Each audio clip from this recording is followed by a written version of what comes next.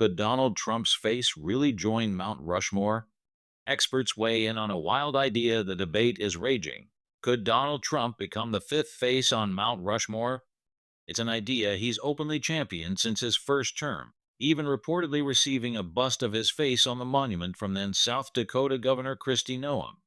Now, with a House bill introduced by Florida Rep. Paulina Luna, the question of adding Trump to the iconic South Dakota mountainside is back in the spotlight. The mountain's limits and an artist's vision. While the concept might excite some, experts are quick to point out the monumental challenges. Dan Wink, the former superintendent of Mount Rushmore National Memorial, argues that the sculpture is already a completed work of art, both visually and rhetorically. You wouldn't add another face to Borglum's Mount Rushmore just like you wouldn't add one to Da Vinci's Last Supper, Wink told the New York Times.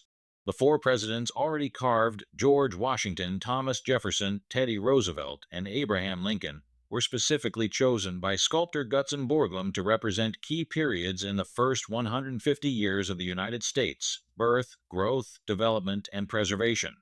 The harsh reality of the rock beyond artistic integrity. There's a very practical problem. The mountain itself might not be able to handle it.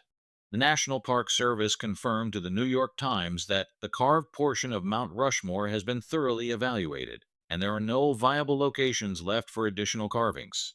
During the monument's original creation from 1927 to 1941, Borglum himself had to change his plans 9 times due to the delicate and unpredictable nature of the rock.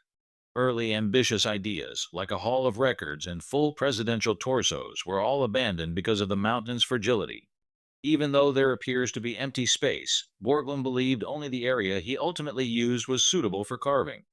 So, for those hoping to see Mount Rushmore expand, Wank delivers a dose of reality. Fortunately, from my view, and not just for Trump but anybody else, they're fighting against the reality of the rock. What do you think? Should Mount Rushmore remain untouched, or is it time to consider new additions?